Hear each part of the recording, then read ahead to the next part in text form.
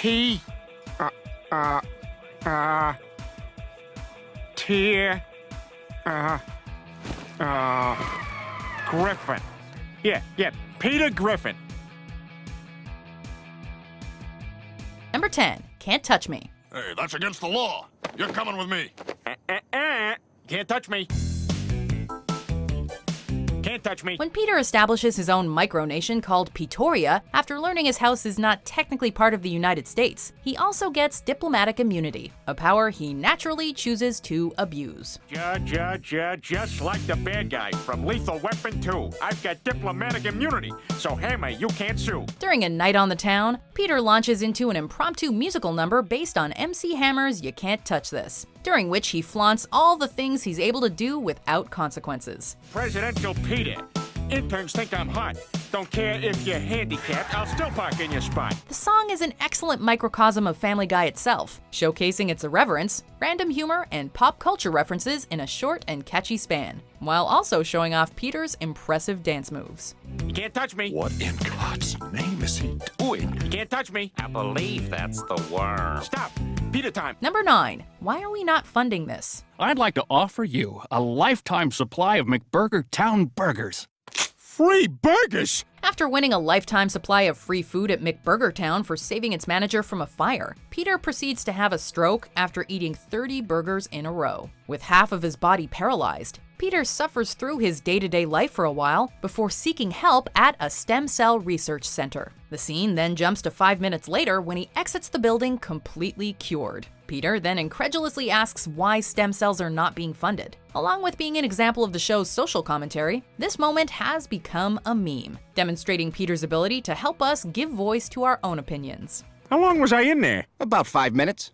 Why are we not funding this? Number 8. Electric Man. My God, Peter, you wore those pajamas to your office? Hey, at least I'm mixing it up a little bit. On one occasion, Peter purchases a pair of flannel full-body pajamas and begins wearing them everywhere, as he finds them extremely comfortable. However, upon being told he has to stop wearing them, he drags his feet on the ground in disappointment and inadvertently discovers the pajama's ability to create static electricity.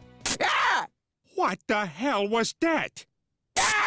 Naturally, the spectacled man-child goes overboard fast, dubbing himself Electric Man and taking any opportunity to zap everyone in the house in increasingly elaborate ways.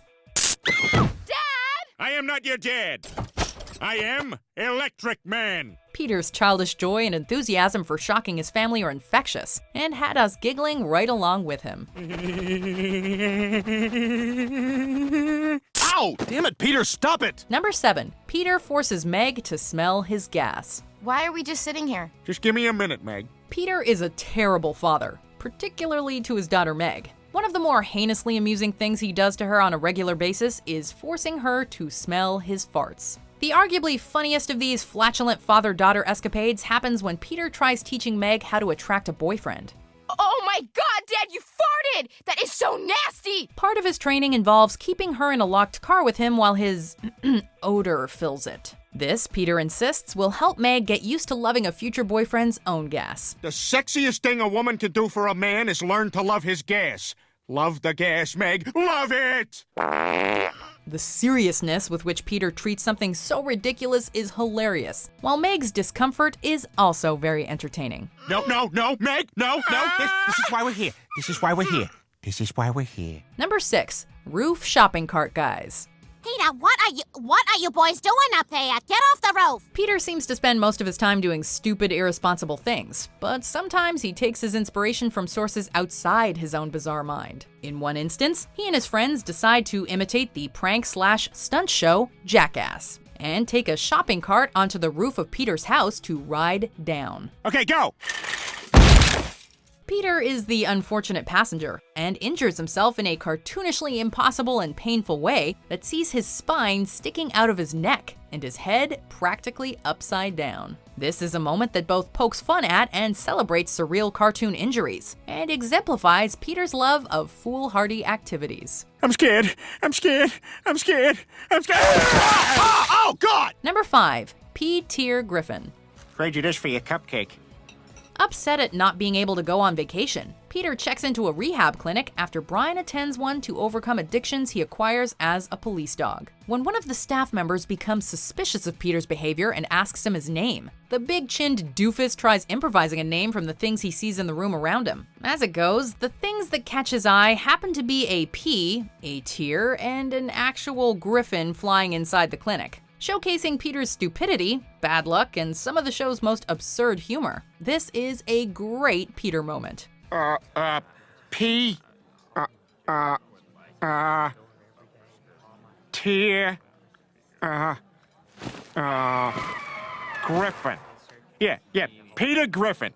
Oh, crap. Number 4. The bird is the word. Oh my God, this is Surfin' Bird by the Trashmen. This is my favorite song of all time. While eating at a diner with his family, Peter rediscovers his love for the song Surfin' Bird by the Trashmen after the tune plays on the jukebox. Thereafter, Peter buys the record and proceeds to annoy his family with the song at every opportunity, setting them up verbally to make a joke using the lyrics and even singing the song in bed. Bird, the bird's a word. Bird, the bird is a word. Although that particular record is eventually destroyed, the song becomes Peter's unofficial anthem, which is fitting since it kind of fits him to a T. Both are annoying, goofy, and very memorable. Bird,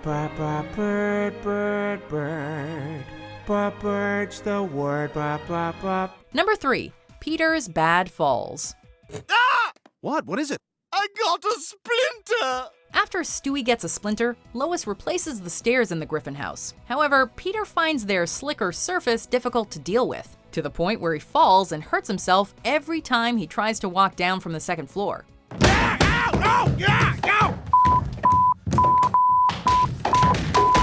His attempts to prevent falling and to shield himself from harm become more complex and equally as futile as the episode goes on, culminating in a refusal to go down them at all. Damn it, I hate these new stairs! Reminiscent of classic cartoon slapstick, Peter's tumbles are an equally classic moment from him, though you'd think he'd have learned his lesson after trying to turn them into a water slide.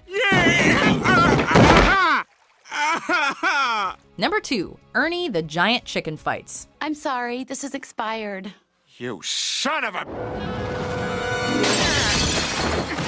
After receiving an expired coupon from a giant talking chicken, Peter develops a rivalry with the bird that spans seasons. Following their initial bout, Peter and the chicken, whose name is Ernie, engage in intense and intricately crafted fight sequences on a semi-regular basis, and spanning various colorful locales.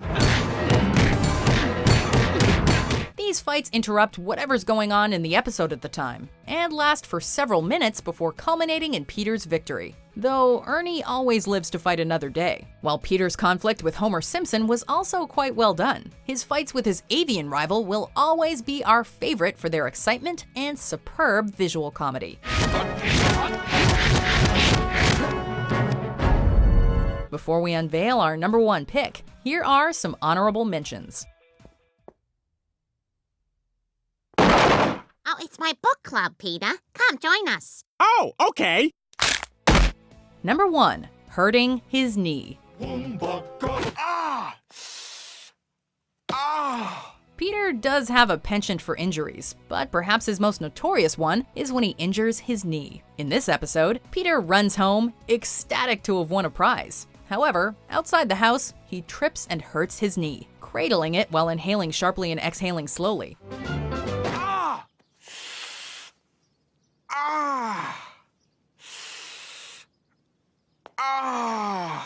This goes on for nearly half a minute in one of the show's most drawn-out gags. Thereafter, Peter, as well as other characters, often call back to this moment whenever they injure their knees, making the same noises and posture. For its memorability and silliness, we had to make this our number 1 choice.